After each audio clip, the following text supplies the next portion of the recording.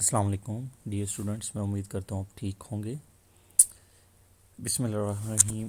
जैसा कि स्टूडेंट्स आप लोगों को पता है कि लास्ट लेक्चर में हम लोगों ने चैप्टर नंबर 5 का topic moment of inertia study किया था और मोमेंट ऑफ इनर्शिया का हमने formula I is equal to M R square देखा था। हमने देखा था मोमेंट ऑफ इनर्शिया की डिपेंडेंस। अब वो कहता है कि अब हमने कुछ MCQs के पॉइंट ऑफ व्यू से कुछ चीज़ें देखनी है। हमें देखना है कि MCQs कुछ आपसे पूछे जा सकते हैं, जैसा कि थिन रॉड का मोमेंट ऑफ इनर्शिया क्या होता है, रिंग या हुप का मोमेंट ऑफ इनर्शिया क्या होता है, सॉलिड डिस्क या सिलेंडर का मोमेंट ऑफ इनर्शिया क्या होता है और सॉलिड स्फीयर का मोमेंट ऑफ इनर्शिया क्या होता है। तो ये आपकी बुक की साइड इन्फॉर्मेशन में भी चीज़ें दी हुई हैं, आपने MCQs के लिहाज से ध्यान में रखना है। सपोज करें मोमेंट ऑफ इनर्शिया हमने बात की थी एक्सिस पे डिपेंड करता है और यहाँ पे मैं हर डायग्राम में एक्सिस को रिप्रेजेंट करूँगा ए प्राइम के साथ। अब मिसाल के तौर पर मैं कहता हूँ ये हमारे पास एक थिन रॉड है, ये हमारे पास क्या है, थिन रॉड, और इसका ये एक्सिस ऑफ रोटेशन है ए प्राइम। इसके गिर्द मैंने इसको रोटेट करवाना है और इस थिन रॉड की जो टोटल लेंथ है वो कैपिटल L है। तो इसका मोमेंट ऑफ इनर्शिया का फार्मूला होता है 1/12 ml²। ये इंटीग्रेशन के लिहाज से डिफ्रेंशिएशन का कंसेप्ट यूज़ करके हम लोग फार्मूला प्रूव करते हैं मैकेनिक्स में BSc के अंदर। इधर आप लोगों का प्रूव लेंथी है, आपके कोर्स में शामिल नहीं है। आपने सिर्फ याद रखना है कि थिन रॉड का, अगर मैं आपसे पूछूं MCQs में कि थिन रॉड का मोमेंट ऑफ इनर्शिया क्या होता है तो आप टिक करेंगे 1/2 ml²। इसी तरह अगर मैं आपसे पूछूं कि ये हमारे पास एक रिंग है, ठीक है, जिसका axis of rotation A prime, और अगर मैं आपसे पूछूं कि हमारे पास थिन रिंग या थिन रिंग को दूसरा नाम हम लोग देते हैं हुप। जो छल्ला नहीं होता, जो अंदर से खाली होता है, उसको हम क्या नाम देते हैं, हुप। तो मैं उसका अगर आपसे पूछूं मोमेंट ऑफ इनर्शिया क्या होता है तो आप लोग टिक करेंगे I is equal to mr²। इसी तरह अगर आपसे पूछा जाए, ये कहता हूँ मैं डिस्क है और डिस्क का रेडियस क्या है r, और ये इसका एक्सिस ऑफ रोटेशन ए और ए प्राइम जिसके गिर्द इसने घूमना है। अगर मैं आपसे पूछूं कि सॉलिड डिस्क या सिलेंडर, सॉलिड डिस्क या सिलेंडर का मोमेंट ऑफ इनर्शिया क्या होता है तो आप लोग टिक करेंगे 1/2 mr² पे। किस पे, 1/2 mr² पे। अगर ये मेरे पास एक बॉल है जो अंदर से स्फेरिकल, जो अंदर से भरी हुई है, ठीक है, और मैं कहता हूँ इसका एक्सिस ऑफ रोटेशन है जिसे मैंने इसके गिर्द घुमाना है, जैसे लट्टू घुमाते हैं या बॉल को मैं घुमाता हूँ, इसका टोटल रेडियस क्या हो जाएगा 2r। तो अगर मैं आपसे पूछूं कि हमारे पास स्फेयर का मोमेंट ऑफ इनर्शिया क्या होता है तो आप लोग कहेंगे स्फेयर का मोमेंट ऑफ इनर्शिया होता है 2/5 mr²। 2/5 mr², ये स्फेयर का मोमेंट ऑफ इनर्शिया होता है। तो ये चार बड़े इंपॉर्टेंट MCQs आप लोगों ने ज़हन में रखने हैं कि हमारे पास थिन रॉड का ये मोमेंट ऑफ इनर्शिया होता है, डिस्क का ये होता है, हुक का ये होता है। अब नेक्स्ट एक और आपने MCQs के पॉइंट ऑफ व्यू से बड़ी important cheese moment of inertia के टॉपिक से रिलेटेड ध्यान में रखनी है। वो कहता है डू यू नो, जैसा कि आप जानते हैं, पहला पॉइंट आपने ये चीज़ ध्यान में रखनी है, अगर मैं कहूँ एंगुलर वेलोसिटी इंक्रीज़ कर रही है, एंगुलर वेलोसिटी क्या कर रही है, इंक्रीज़ कर रही है, तो अल्फ़ा क्या होगा, अल्फ़ा भी क्या करेगा, ऑब्वियसली अल्फ़ा भी एंगुलर एक्सेलरेशन भी इंक्रीज़ करेगा। वजह, क्योंकि एंगुलर एक्सेलरेशन डिपेंड करता है चेंज इन एंगुलर वेलोसिटी पे। तो अगर change in angular velocity increase होगी तो एंगुलर एक्सेलरेशन भी इंक्रीज़ होगा। जब ये दोनों इंक्रीज़ हो रहे होंगे तो आपने ये कहना है एंगुलर वेलोसिटी और एंगुलर एक्सेलरेशन की डायरेक्शन क्या होगी, सेम होगी। डायरेक्शन क्या होगी, सेम होगी। डायरेक्शन क्या होगी, सेम होगी। बड़ा इंपॉर्टेंट MCQ है। सेकेंड पॉइंट अगर आपने ये ज़हन में रखना है, अगर हम लोग कहते हैं, अगर मैं कहूँ कि एंगुलर वेलोसिटी हमारी क्या कर रही है, डिक्रीज़ कर रही है, एंगुलर वेलोसिटी क्या कर रही है, डिक्रीज़ कर रही है, एंगुलर वेलोसिटी डिक्रीज़ कर रही है, ऑब्वियसली एंगुलर एक्सेलरेशन भी क्या करेगी, डिक्रीज़ करेगी। तो उस लम्हे आपने कहना है कि एंगुलर वेलोसिटी और एंगुलर एक्सेलरेशन दोनों की डायरेक्शन क्या होगी, अपोजिट होगी। दोनों की डायरेक्शन क्या हो जाएगी, अपोजिट हो जाएगी। ये बड़ा इंपॉर्टेंट पॉइंट है, ये आपने ध्यान में रखना है। एक और इम्पॉर्टेंट चीज़ आपकी बुक के लिहाज से जो MCQs के पॉइंट ऑफ व्यू से भी आपको पता होनी चाहिए कहता है क्या आप जानते हैं एक बड़ा इंपॉर्टेंट पॉइंट जो ये तीसरे चैप्टर में भी हमने स्टडी किया था लीनियर मोशन में, इसी तरह एंगुलर मोशन के अंदर, इसी तरह अगर मैं एंगुलर मोशन की बात करूं तो एंगुलर मोशन के अंदर कहता है जो इक्वेशन ऑफ मोशंस हैं, जो इक्वेशन ऑफ मोशंस हैं जो हमने पढ़ी, omega I is equal to omega F is equal to omega I plus A T, theta is equal to omega A T plus half alpha T square, वो वाली जो आपके पास हैं एंगुलर मोशन के अंदर इक्वेशन ऑफ मोशंस। अगर आपके पास theta जिसे एंगुलर डिस्प्लेसमेंट बोलते हैं, ओमेगा जिसे एंगुलर वेलोसिटी बोलते हैं, अल्फा जिसे एंगुलर एक्सेलरेशन बोलते हैं, आर इन सेम डायरेक्शन, अगर इनकी डायरेक्शन क्या हो, सेम हो, इनकी डायरेक्शन में कोई चेंज ना आ रहा हो, तो so they are manipulated, they are manipulated का मतलब आप इसे अखज़ कर सकते हैं, इससे नतीजा निकाल सकते हैं, इसको सॉल्व कर सकते हैं, इसको ट्रीट कर सकते हैं एज स्केलर। इसको आप स्केलर के तौर पर भी ट्रीट करेंगे, मैनिपुलेट करेंगे, आंसर पे कोई फ़र्क नहीं पड़ेगा, आंसर पे कोई फ़र्क नहीं पड़ेगा।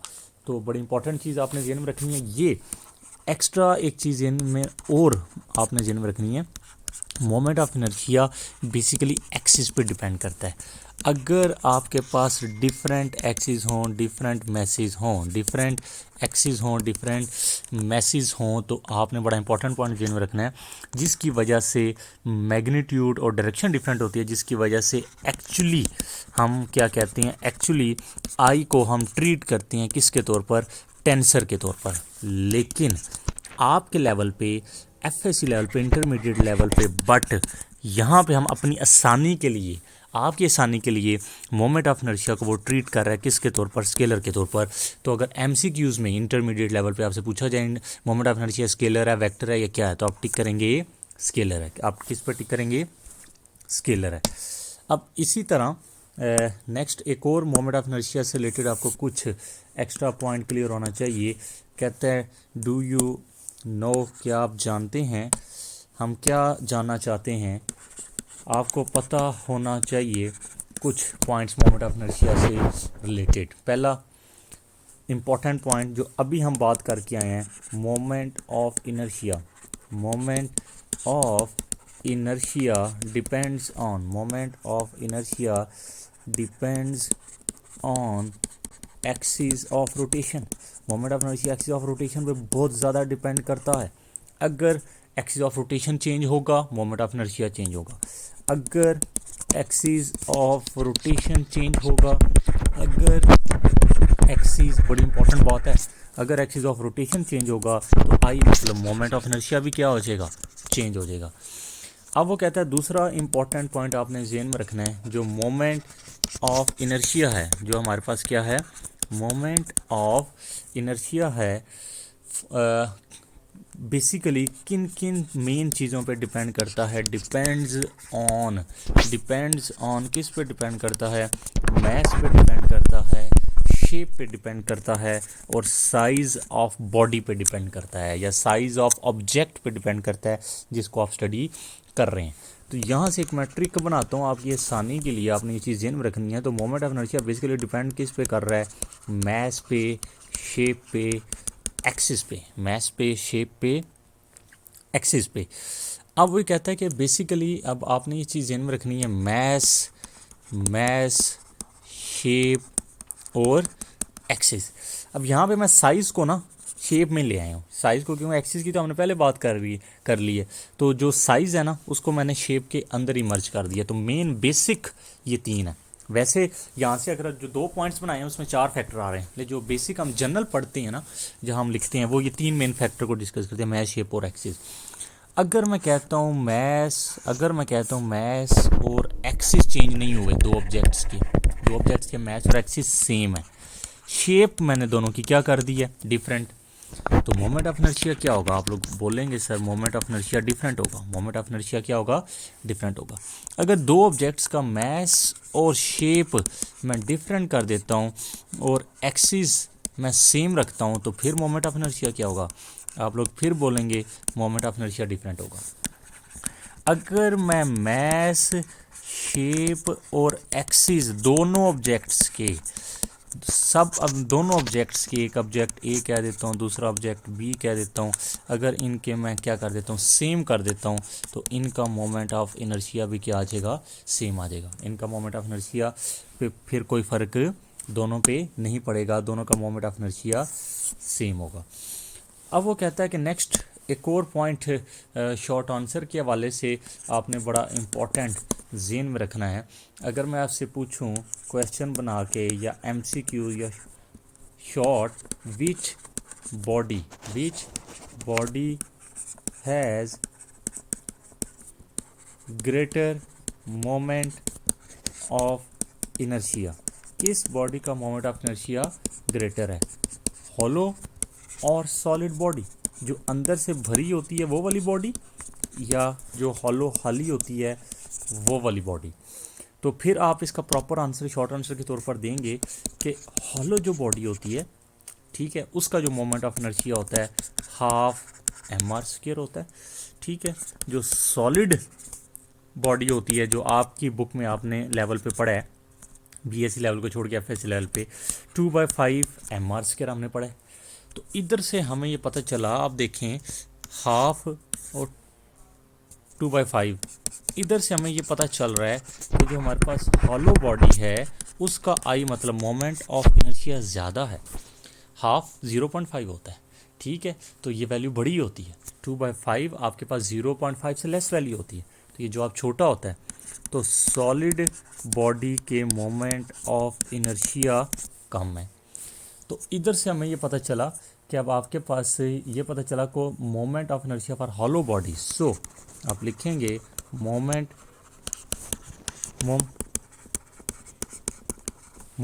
Of inertia for a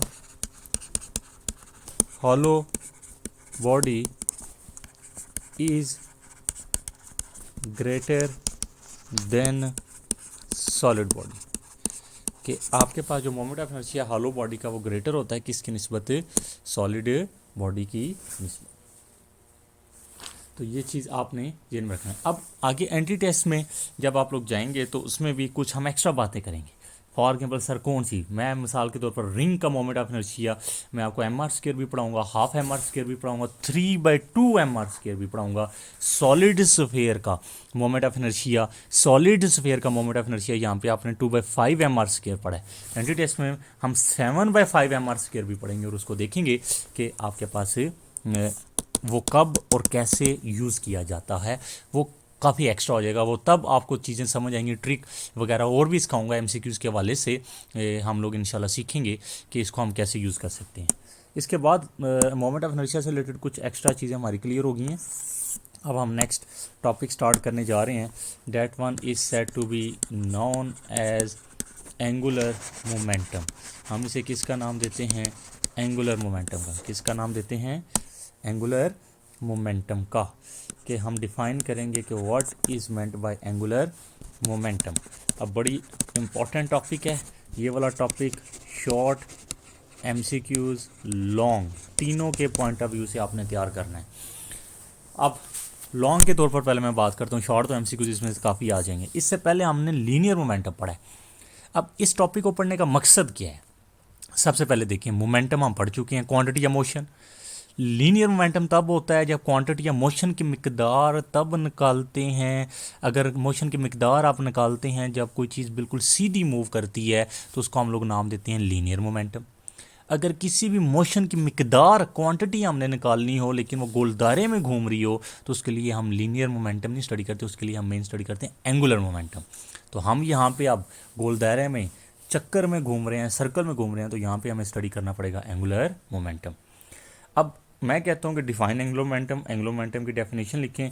explain briefly angular momentum of a rigid body या फॉर अ रिजिड बॉडी।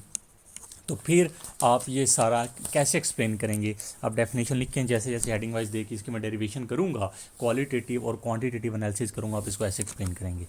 अब एंगुलर मोमेंटम की हम डेफिनेशन लिखने जा रहे हैं। डेफिनेशन हम लोग लिखेंगे the cross product of a position, the cross product of a position vector are with respect to the axis of rotation, with respect to the axis of rotation, and linear momentum of a body, and linear momentum of a body is called angular momentum. तो हम उसे किसका नाम देते हैं? Angular momentum का नाम देते हैं। एक्सिस ऑफ रोटेशन बहुत ज़्यादा इंपॉर्टेंट है, ठीक है। या इसकी इस फॉर्म में मैथमेटिकल फॉर्म क्या होगी आपके पास, एक्सप्लेन करते हैं। या इसकी दूसरी डेफिनेशन हम लोग जो मर्जी आप लिखते हैं, लेकिन दोनों लिखेंगे तो अच्छी बात है। द प्रोडक्ट, हम इसकी डेफिनेशन लिखते हैं, the product of moment of inertia and angular velocity, the product of moment of inertia and angular velocity of a body is called angular momentum, कि moment of inertia और angular velocity किसी भी body का जब हम product लेते हैं moment of inertia कहलाता है। अब मैं इसकी लिखता हूँ मैथमेटिकल फॉर्म। अब देखें, दो डेफिनेशन हमने की हैं। पहली डेफिनेशन करने से पहले आपने ये ज़हन में रखना है, एंगुलर मोमेंटम को हम लोग रिप्रेजेंट करेंगे कैपिटल एल के साथ। एंगुलर मोमेंटम को हम किससे रिप्रेजेंट करेंगे? कैपिटल एल के साथ। किसके साथ रिप्रेजेंट करेंगे? कैपिटल एल के साथ। दूसरा एक और पॉइंट, एंगुलर मोमेंटम अगर एमसीक्यूज में पूछा जाए स्केलर होता है या वेक्टर होता है, तो आप लोग टिक करेंगे angular momentum is a vector quantity. Angular momentum is a vector quantity. Angular momentum is a vector quantity. अब मैं इसकी लिखता हूँ मैथमेटिकल फॉर्म। अब देखें, दो डेफिनेशंस बन रही हैं। एक पहली डेफिनेशन के मुताबिक फार्मूला ये बनता है, L is equal to R cross 3, the product of position vector R with respect to axis of rotation and linear momentum P। और दूसरी मैथमेटिकल फॉर्म आपके पास बन रही है जो हमने स्टडी की है डेफिनेशन के मुताबिक, L is equal to I omega. L is equal to I omega. अब देखें, क्रॉस प्रोडक्ट लें फिर चीज़ प्रूव हो रही है, तो नई हासिल होने वाली क्वांटिटी हमेशा वेक्टर होती है। इधर फिर देखें, स्केलर को मोमेंट ऑफ इनर्शिया स्केलर है, एंगुलर वेलोसिटी ओमेगा वेक्टर है, तो स्केलर को वेक्टर से मल्टीप्लाई करें, आंसर हमेशा क्या आता है? वेक्टर। तो इस चीज़ का प्रूव मिल रहा है आपको, जो ऑलरेडी हम पीछे पढ़ाए हैं। तो अब हम इसकी करने जा रहे हैं एक्सप्लेनेशन, और एक्सप्लेनेशन में हम लोग इसको एक्सप्लेन करेंगे कि angular momentum L is equal I omega basically आता कैसे है। पहले सब हेडिंग में देता हूँ, दो हमारी हेडिंग्स बनेंगी एक्सप्लेनेशन में। पहले मैं हेडिंग देता हूँ, मैं क्या देता हूँ, मैं एंगुलर मोमेंटम को एक्सप्लेन करने जा रहा हूँ। मैं लिखने जा रहा हूँ angular momentum of a particle, angular momentum of a particle of mass m। कोई हमारे पास पार्टिकल है जिसका मैस m है, हम उसका एंगुलर मोमेंटम कैसे स्टडी करेंगे। तो इसकी जनरल मैं पहले एक्सप्लेनेशन लिख देता हूँ। मैं लिखता हूँ, कंसीडर अ पार्टिकल, हमारे पास क्या है, एक पार्टिकल है ऑफ मैस m, जिसका मैस क्या है, m, और वो पार्टिकल मूव कर रहा है, जिसको हमने मूव कराना है, mass m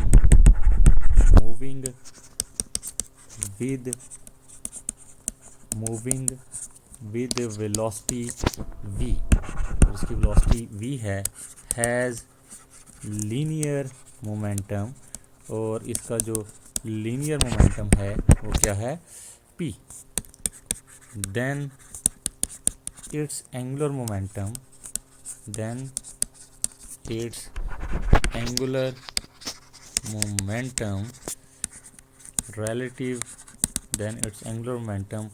relative to origin को O से रिप्रेजेंट करते हैं, E से। अब मिसाल के तौर पर ये कोई सेंटर था जहाँ पे ओरिजिन था, यहाँ से मैंने क्या किया है, मोमेंटम स्टडी करना शुरू किया। ये पार्टिकल यहाँ से ऐसे घूम रहा था और ओरिजिन से उसका फासला क्या था, R था, और ये ऐसे मैं कहता हूँ मैंने उसे एंटी क्लॉकवाइज डायरेक्शन में घुमाना शुरू किया। अब जारी बात है अगर मैं पोजीशन वेक्टर आर को एक्सटेंड करता हूँ तो किसी ना कोई एंगल थीटा पे जो आगे रोटेट करेगा एंगल थीटा बढ़ता जाएगा। उसके बाद देखें आपने मैथमेटिक्स के अंदर एक थ्योरम पढ़ा हुआ है, हमने पढ़ा alternate angles are congruent. Alternate angles are क्या? कांग्रुएंट। ये वाला काम अगर आप देखें तो हमने किस में किया था भला, पहले टॉपिक अगर आप रिमेंबर करें, alternate angles are congruent, alternate angles are congruent. ये हमने इस तरह की डायग्राम किस बॉडी में बनाई थी, कोई बॉडी इस तरह की मैंने बनाई थी, किस टॉपिक में?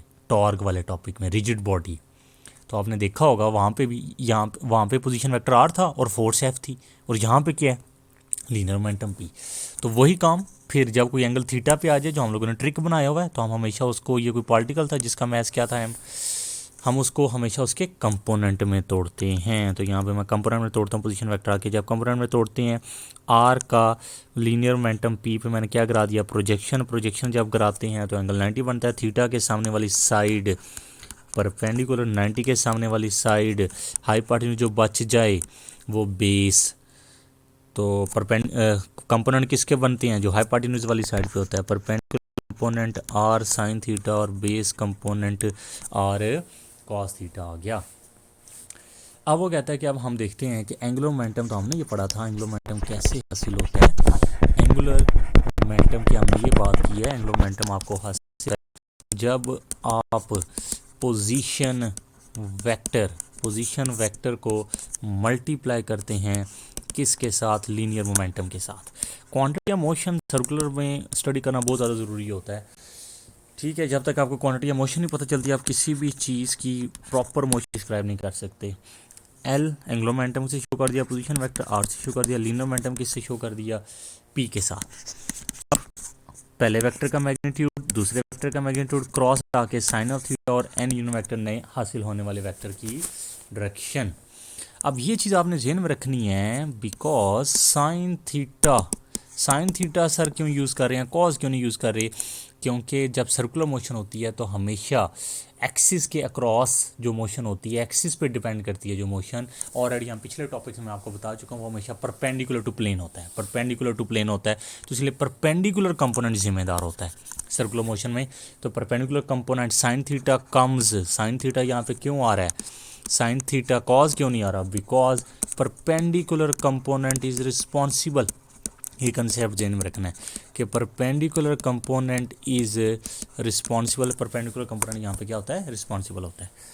इन टर्म्स ऑफ मैग्नीट्यूड अगर मैं लिखूंगा तो साइन एन यूनिट वेक्टर को क्या कर दूंगा?